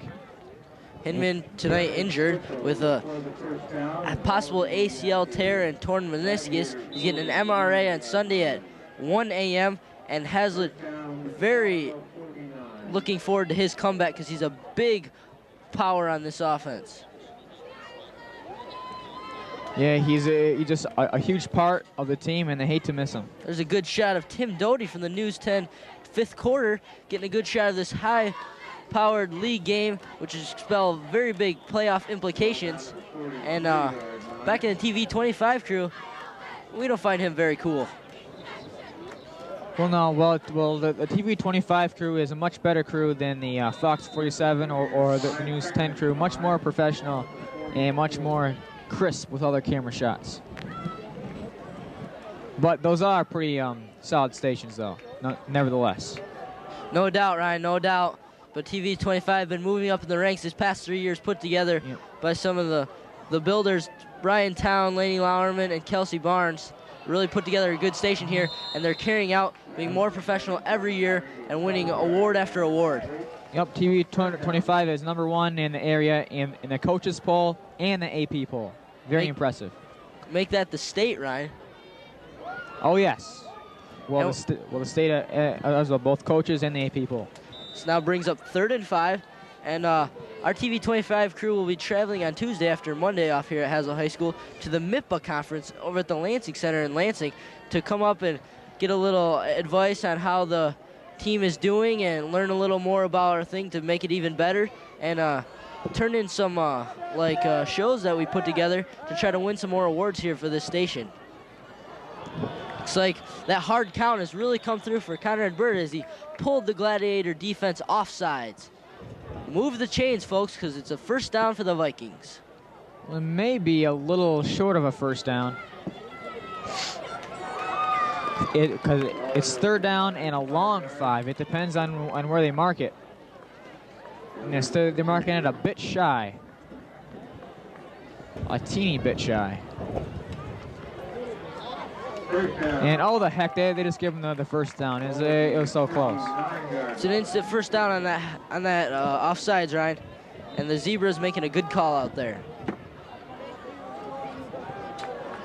So once again, has it inside the 40-yard line. Where they've been done very well tonight. Racking up 4 scores. Knocking on the door once again. Bird driving back for his 3rd pass of the night. Just off the fingertips. Looks for Justin Salisbury, who's been a little bit quiet these last 2 games after coming up big in the Williamson game 3 games ago and being caught there on the News 10 studio, as we caught before Tim Doty down there, by the Marshall Thundering Herd, the very great college football team and good college. They caught him there. They called up the Coach Otluski and said they're going to start recruiting this guy. So congratulations to Justin. He looks like he's going to be probably playing a little college football. And that's always exciting. Marshall, though, their 33-game home win streak snapped last night by the Western Michigan. Yep, the Broncos came in there and trounced them 30-10. And there's Gary Whitehill getting his 4th carry tonight, getting a lot of PT and really making advantage of it, trying to earn himself a starting position now that Adam Hinton's out. Him and Jared Twitchell battling for it. And the Western Michigan Broncos featuring one of Hazlitt's backs graduating last year, Peter Ehrig. I didn't catch him on yesterday's broadcast. He's out right now with a stress fracture, but we look for him to be an up-and-coming back for those Broncos in the next few years to come. In Western, the team right now is knocking on the door to be in the top 25. They're a very good team, Ryan. I got to catch them last night, and their quarterback has a very strong arm. Walsh, I do believe his name is. Yep, that's right, Ryan. And that was that Jared Twitchell with the run, him and Whitehill trading spots back and forth. That's a high school football right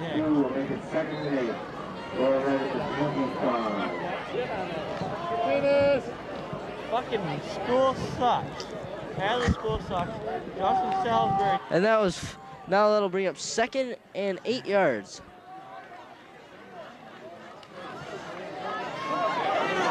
It's Hunt on the outside.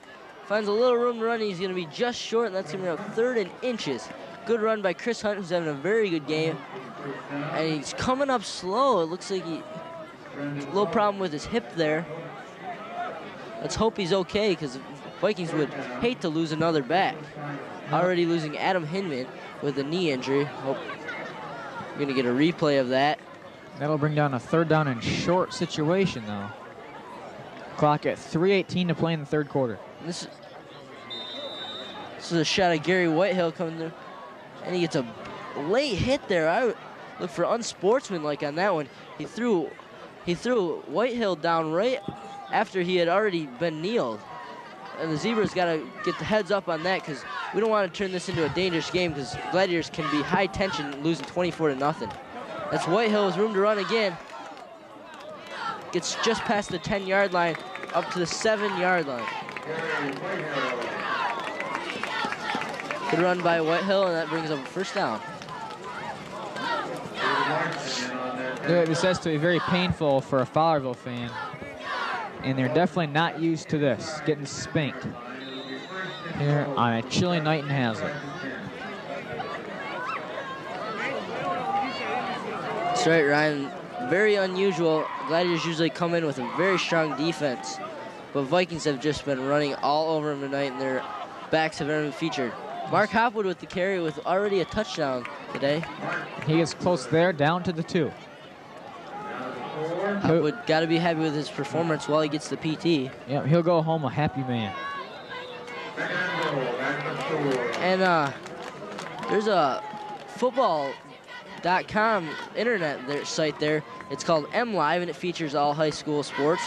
And it's been very unsportsmanlike and unfortunate that Mark Hopwood's been getting a little bad press there. He's a very good player. He's got strong heart, and he's really getting good time. And he's a senior leader. He's a four-year player for this football team.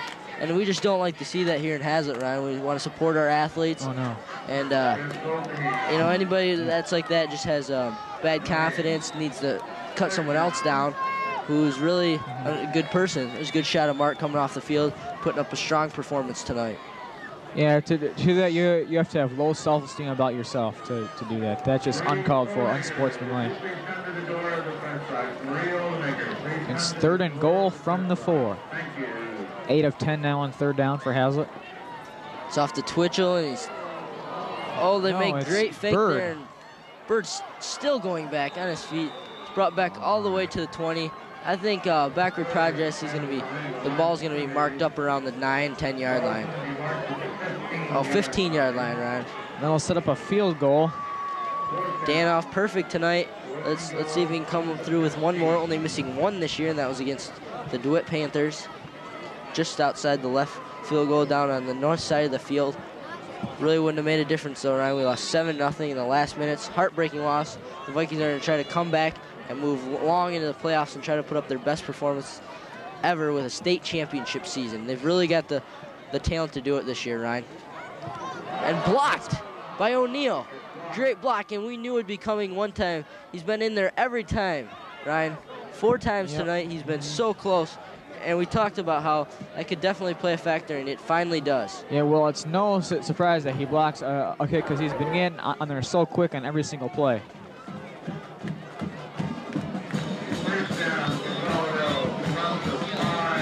And we're going to throw it down to Jake and Drew. They've got Adam Hinman, the hurt player, tailback down on the sideline. Thank you, Tony, who doesn't like baloney. Here I have Adam double S Hinman, double S4 super sideburns. Adam, tell us the extent of your injuries. Well, my knees is just a little messed up right now. We'll be back next week, though. I'll get a brace on it and we'll be running hard next week. So far the MRIs you took are all okay, and there's not going to have to be any surgery or any major problems? I have an MRI Saturday. I don't really know. I've only had a couple x-rays, and they all looked positive, so it's looking pretty good. All right, well, we'll be glad to have you back. You said next week with a knee brace? Yep, that is. All right, we'll be looking to see you then. Back to Tony and Ryan. There we have Prince. All right, thanks. With a solid pickup for a 1st down. Thanks, Jake. That's good news from the Hazlet sideline to get Hinman back. Even though our Viking backs have been running very strong, there's always an add to the team on both sides of the ball. That was Prince on the carry, getting a 1st down on the first play of the drive. And he's a very positive influence on this team.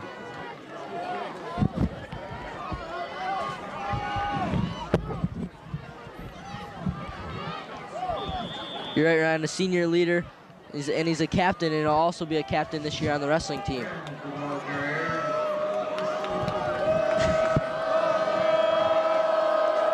One quarter to play. And the football players signify the 4 in the hand as what the fans and the players always do, bring up the 4th and final quarter of the game and just trying to put it away here in Viking Stadium, blanking the Gladiators through 3. Fowlerville has an explosive offense, and you saw Hazlet pour on 3 touchdowns in the 2nd quarter. Fowlerville is very likely to be able to do something close to the same. We're on TV 25 Sports here in the house that Motherwell built.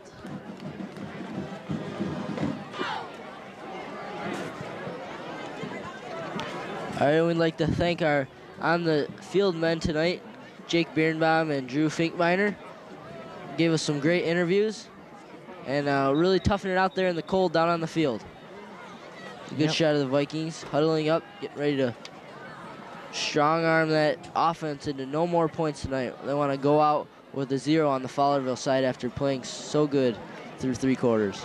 Well, most of the Viking crowd has stuck around to this cold wet weather, and it just gets cold as the night goes on. They're sticking around, looking at the clock, waiting for the seconds to tick by, because they won't want to go on and move on to the dance. But there's still plenty of football to play. It's always pretty warm in that gym, Ryan, during the dance, and that's just like what these fans want to see. And Prince is brought down by number 79, Big Mac, making man-to-man. Great tackle as he charges through the gap. There's a good shot of Nick Hamilton, star tight end tonight, and defensive end. Traditional haircut that all the football players pick up. These crazy dudes, they go up to camp and bring some team unity, and they shave their heads, and they keep that throughout the football season. And he's really got a unique one this year, Ryan. Yeah, it's pretty crazy, but I like it. I knew you would, because you have a great do-yourself, Ryan. Douglas dropped back to pass. Looking for a kneel, but he's getting a hard charge. Quick, oh my. That's Pescado running in there extremely fast. The quarterback didn't have a chance. There's Jerry Pescado, senior leader and middle linebacker, really coming up big tonight, and I know he's one of your picks for player of the game, Ryan, after coming off that fumble early in the quarter. Yeah. And a great sack. He's now got 5.5 sacks on the season. It's now 4th down at the 4-yard line. He came in there so fast. Here's Pescado charging that gap, getting in nice, good dive, and we don't get a shot there, but you know, I like to see that. Hunt's dropped back to pass, but we don't like to see any unsportsmanlike, no waving at the crowd. We play strong here in Hazlet, and we let our evidence back that up. And Hunt's looks like he's gonna pick it up, Ryan. A very good coverage on the punt. Oh my. And if you're Hunt, I don't want to pick that up. He had it at the 40-yard line, and he's just brought that back on a negative 4-yard loss, right? A 60-yard net on that punt with the return and everything. Just an amazing roll he got there. And Fowlerville has to feel fortunate, even though they're pretty much out of this game by turning the ball over on downs. And a strong play after coming up with not a great play by Zach Douglas, but good plays. Good players go through adversity, and he loses the ball, a turnover on down as a quarterback, but he comes up in his other position as punter, and he makes a great punt.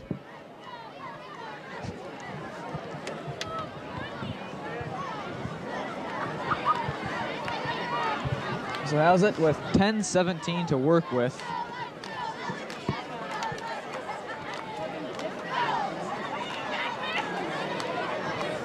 All right, the Vikings, there's Coach O giving one more word here. They're going to take the offensive field and try to put up some more yards, most likely on the field, because they're a 90% of the time rushing team.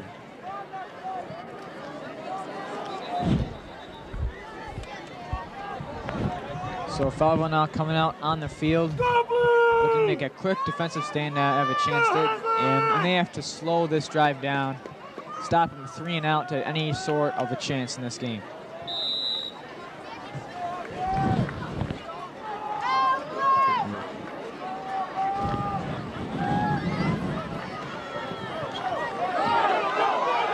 Whitehill finds a hole and he brings it up to midfield. Great run by Gary Whitehill, really taking advantage of his PT tonight.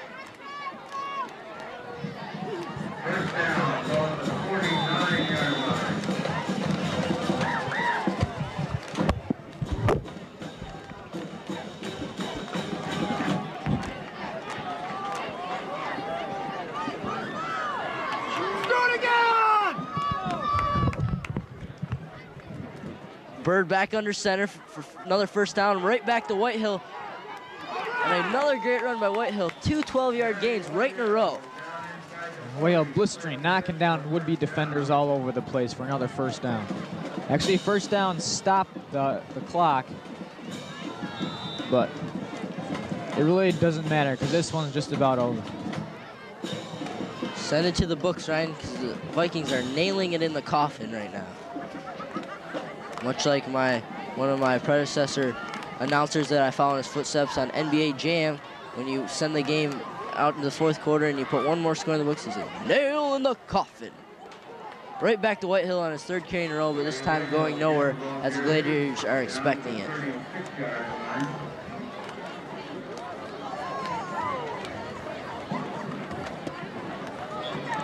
Pay the debt and go home for dinner, because this one's history.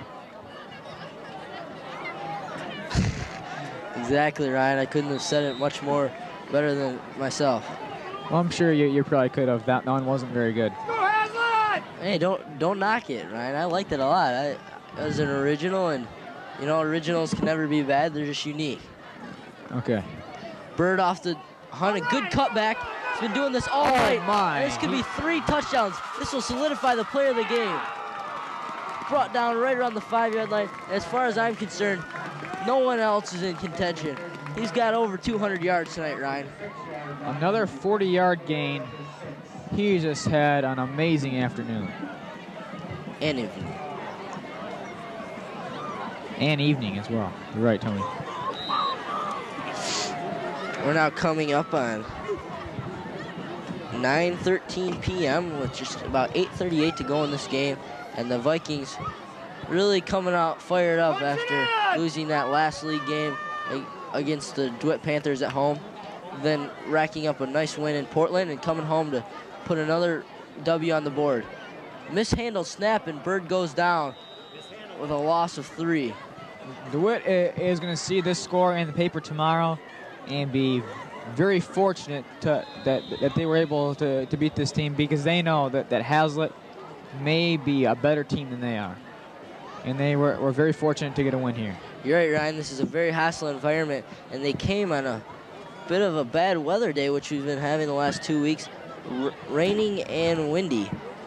Here's a shot of Chris Hunt on that cutback. Been doing it all afternoon and evening, as Ryan mentioned earlier.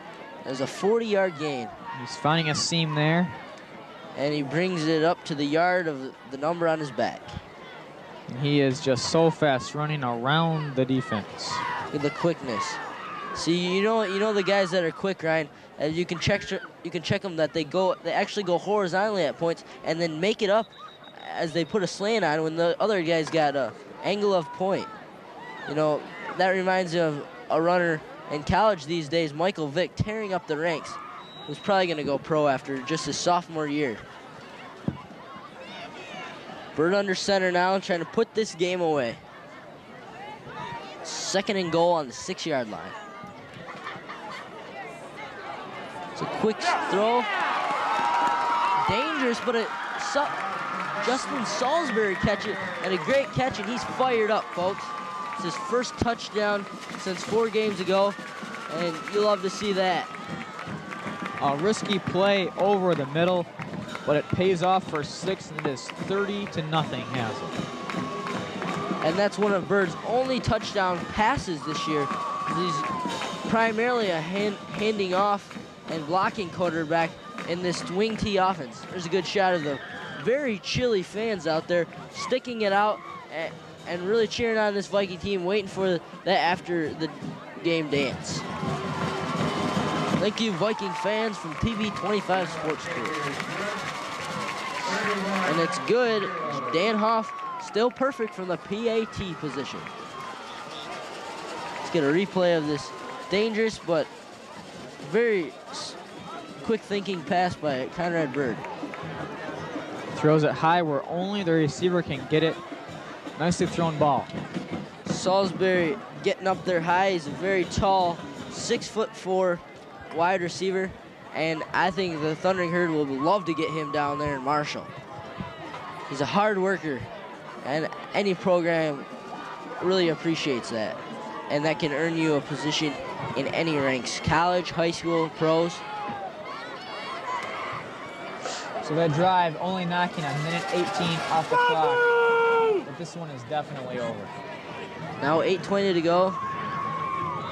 Danoff setting it to kick off to Prince and O'Neal.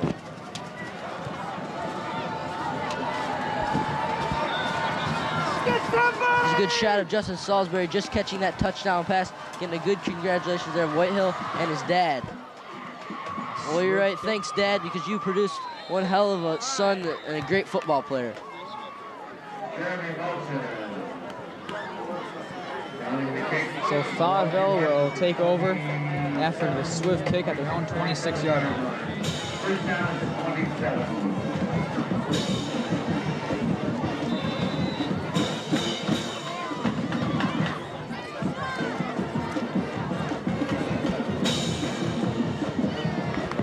All right, brings up 1st and 10 for the Gladiators on the 27-yard line. There's a good shot of Nikki Voller and Danny Kostrov, strong fans, and Nikki really toughing out this cold weather, being a trooper with just a tank top on. How is she doing, Ryan? I'm cold up here Good in the heavens. booth. It's nearly 40 degrees out there, and the whole TV25 crew has to fear for her health. Yeah, but I think she pulls off that tank top very well. Yes, definitely, Tony. It's quite a chippery crowd. Very happy about this game. Now on the 34-yard line with just about 2nd and 3 to go, and the clock is ticking, and the Gladiators only playing for pride now, being down 5 scores and really nowhere to turn but the air. And the ball is dropped, and it looks like the Vikings have it. A whole slew of players down there. No, it appears just to be a loss. I'll bring up 3rd down. Either the occasion, the Vikings really dominating this game tonight, not letting anything through. Coach O got to be happy with his team's performance in this last home regular season game. But we look for 1 or 2 more to come by here in the playoffs. As it's still a Stockbridge coming up on an up-and-coming program there. Great rebuilding job down there in Stockbridge. Just a pathetic team last year, went 1-8, and they're 4-2 this year. Good job by Coach Gary Johnson. Oh, and a way to get up in the air there by Will Fidoa. He really showed off that basketball vertical there, getting up in the air and knocking it down. Yeah, well, he was able to elevate and make quite the deflection. All right, we're going to throw it down to Drew Finkmeyer. He's got the band leader and fellow cross-country runner, Joe the Toe Nartka Baldori. All right, I'm here with Joe Baldori, snare drum section leader and really good snare drummer. Joe, give us a little listening pleasure here. Thanks. Back to Tony and Ryan. All right, thanks, Drew. That sounded very good. And Hunt on the receive there with nowhere really to run, and with the ball fumbling right before his feet. Just walks out at the 23-yard line. And if I'm him, Ryan, I don't go out of bounds. I just stay in bounds, take the knee, and run that clock because they want to get out of here. Well, it's a change of possession, so the clock would stop anyways. So he made the smart play by not getting hurt.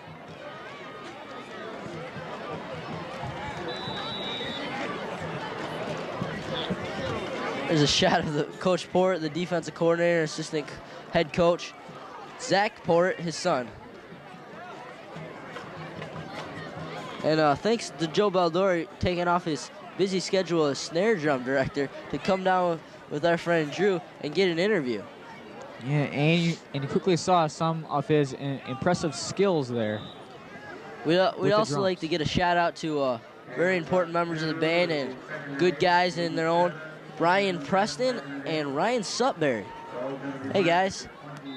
Those are a couple of quality guys. 2 of the highest quality guys that I know. No doubt, Ryan, no doubt. We're starting to bring in the very impressive and not much change in the second string of that offense, but they really back up and complement this first string by coming up and not missing a beat, Ryan. I've seen the other games. The handoff's going to go to Mark Hopwood. Already with a touchdown, he gets room to run again. He's up the right side. He's out the midfield, down to the Gladiators' 45-yard line. And a great run by Hopwood. Just about 35 yards on that game. What a run. Mark Hopwood finding his groove today. He has played amazing. Hopwood really putting on a game of a life, just about ending out his regular season here as a senior and his last year of football here at Viking Stadium. Here it is again. Hopwood making a good cut back there, changing the ball in hands so he can get room to put out that stiff arm. 35 yards goes by quick when you give that guy the ball. Hopwood, a sprinter on the track team, runs the 200, the 100, the 400 with great speed. And everything with the word 100 in it, right? But of course, Tony. That was Dave Fido on the carry. Just short of 1 yard on that run. Nothing like the performance he usually puts up. He's a very strong runner. He's got quick feet, much like Barry Sanders. I've seen him go 88 yards here in this stadium on one play. That was up against Perry 2 home games ago. Back to Hopwood. It's brought down for his lowest total of yards tonight. It's still a strong run of 3. It's going to bring up 3rd and long. The clock continues to run now, 4.5 minutes to play.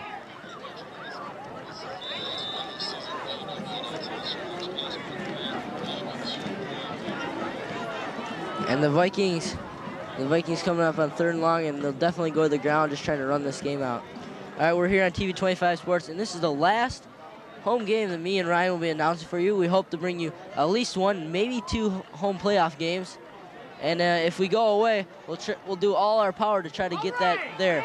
And that's Zach Smith, the backup quarterback now in on the run up the sideline. That's 10 yards. That's going to be close to a 1st down, Ryan. So we'd like to thank all you fans for watching, and I hope that you tune in for those playoff games. Yeah, well, it's been quite a pleasure working up here in the booth with you, Tony, for this season. I feel the same way, Ryan. You've been a very good partner. I think we've transitioned pretty well from the basketball game over to the football as we moved over this year from girls basketball and guys basketball. And we'd like to thank some of our directors this year, Jessica Slider, Mr. Brian Town, Mike Bailey's been on graphics, and Rob Early has also been on graphics. Derek Spangler, as we mentioned, on the camera down on the field, and Nate Collins. Oh, we got a fumble right into the hands of the Gladiator, and it's going the other way. And the clock is ticking now at 3:28 to go in this last regular season game here in Viking Stadium. And we'd also thank Drew Finkbeiner down there on the field and Jake Birnbaum. And there's a good shot if you're getting of us and Ryan's hair. Let's check this out. As you can see, it gets very tall at times. And he uses a towel on that at first. He goes in circles and he rubs it. And then as he moves on, as it's moved on in the weeks to come, he's switched over to hand because it seems to stay that way. I like it, Ryan. Yeah, well, a towel approach works a little bit better than the hand, but the hand you can do it more efficient and it looks better. There's a quick handoff with room to run to number 6, Jeremy Melson, a backup tailback, only a junior, only a sophomore this year, but getting a little playing time here and giving him some experience for the years to come, because they look for him to be a high-powered star for the Gladiators. So has at Stockbridge next weekend. Traveling out to the bridge, hostile environment out there in Panther Stadium. It's quite hostile there, but not near as hostile as it is here in the Viking Dome, the house that Motherwell built. Again, Melson with the run, and he's just about around the 1st down marker, and it looks like he's got it. And the Gladiators charging in the last 3 minutes. And the Vikings will have no more of that. It looks like they're putting in a few guys to try to put a stop on that because they want to keep that score at 0, because anytime you can get a shutout, Ryan, you love it. Hazlitt putting a little bit of a damper now on Fowlerville's plans. And for the players' perspective, they don't want to give up many scores because that's probably going to be more sprints, as traditional on Fridays is what they do. You run the sprints as the amount of points your team gets. All right. And he gets 4 yards up the middle. That was number 20, Tim Scott. Backup tailback. He's just 145 pounds and 5'8". Very powerful as he gets that low center of gravity and keeps those legs moving, right? Good shot of a tackle there, and not getting a lot of PT, but I like to see it. Dave Supwitz transferred last year from Texas. We call him Tex or Cowboy, and he joined the football team this year, and he's really been a good add when he gets the time. Yeah, well, he has been a solid contributor when he's had the chance.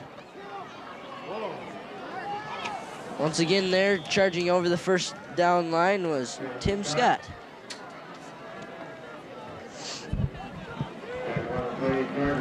Tim Scott and assistant coach Scott Hayes, very good friends. They've worked together for the past 6 years of Tim Scott's career here in Gladiator football.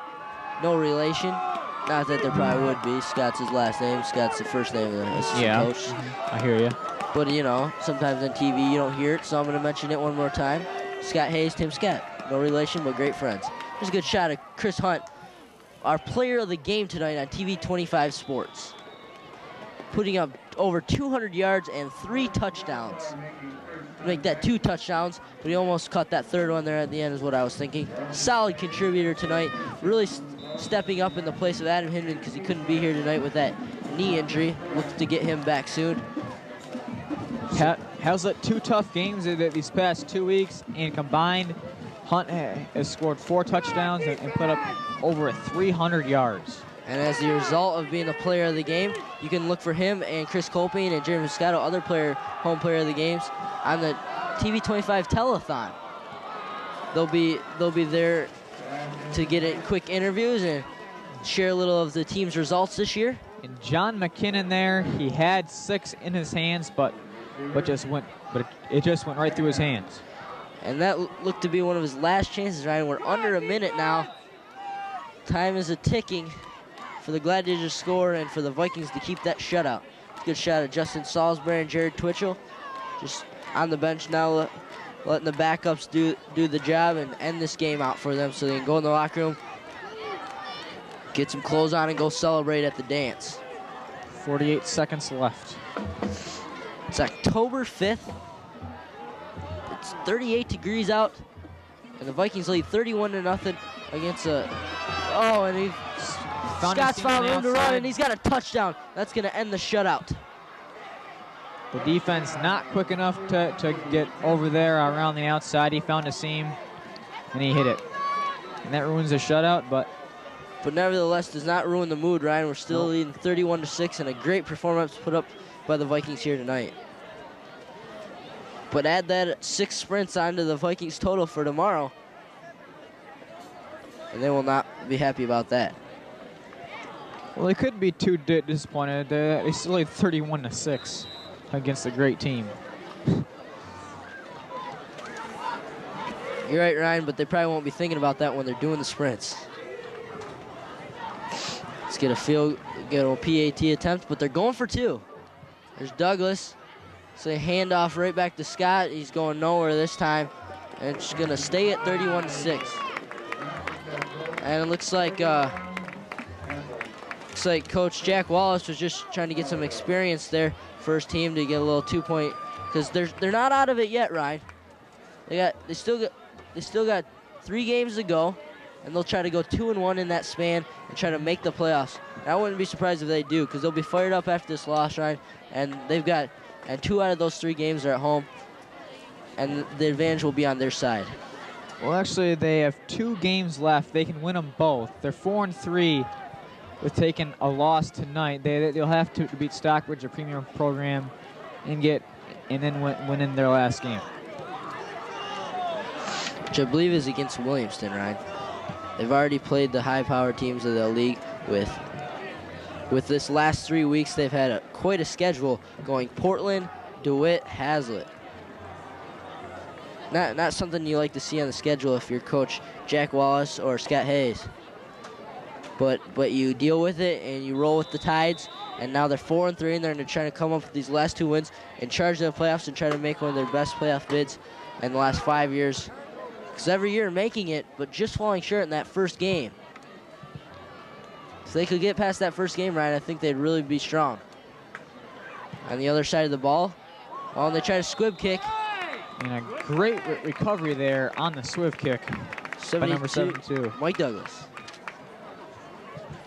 Mike Douglas, a senior there, 4-year player on this Hazlitt football squad. And he's come up through the ranks and he's learned the system. And you can see there he's got good skills, and he's a good offensive and defensive guard when he gets in there. So 36 seconds left. Hazlitt will likely down it or run the clock out with some runs.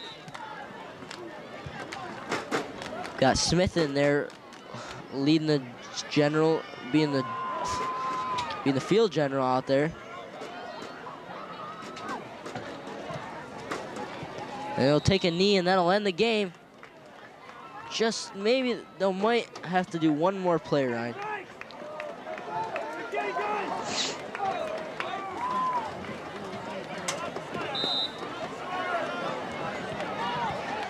Okay, as we run down under 21 seconds, we'd like to recap a little. It's 31-6 here in Viking Stadium. The Vikings charged out in that first half, going 24-0. And they came out in the second half, put up one more touchdown, and the Gladiators spoiled that shutout right at the end of the half, right at the end of this game at 46 seconds, and that'll end it. We don't no room for another play. Teams will line up, and that's in the books, Ryan. 31-6 here in Viking Stadium, and Hazlitt puts it away over the Gladiators.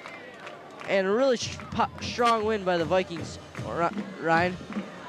Yeah, well, we did put on quite a show here. Chris Hunt just tore it up on the ground, running over people, and Jeremy Pescato with the sack and NFL recovery. Just a couple of outstanding athletes for Hazlitt. And just saw Hunt there exchanging hugs with the opposing quarterback Douglas, who had also a good game, being the punter and kicker. Okay, that'll be it for tonight. I'm Ryan Rutherford. I'm Tony DeLisio. You're Ryan Rutherford. Oh, all right. Well, I'd like to say thanks to our director tonight, Brian Town.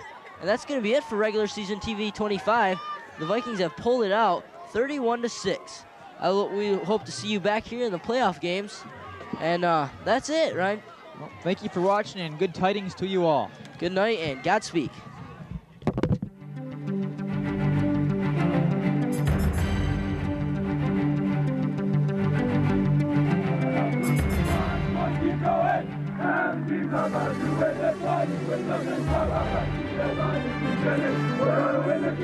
Fight, fight, fight, fight.